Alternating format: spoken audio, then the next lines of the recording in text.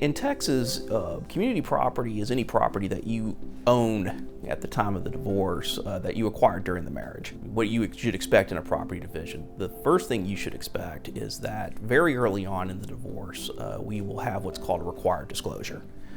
It's a recent addition to the law where within the 30 days after both spouses, after the second spouse files an answer to the lawsuit, you have to disclose certain information to your other spouse without a request. There's a presumption that everything's community property unless you can prove that it's separate. And if you have the documentation to prove that you're separate, then the court cannot give away your separate property to your spouse.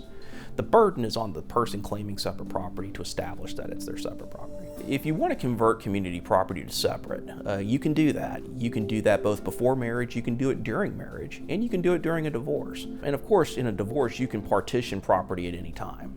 You can partition, if you've accumulated a vast estate and you decide for whatever reason that it's better to divide some stuff. And you can divide some or all of it. It just depends on what you want to do.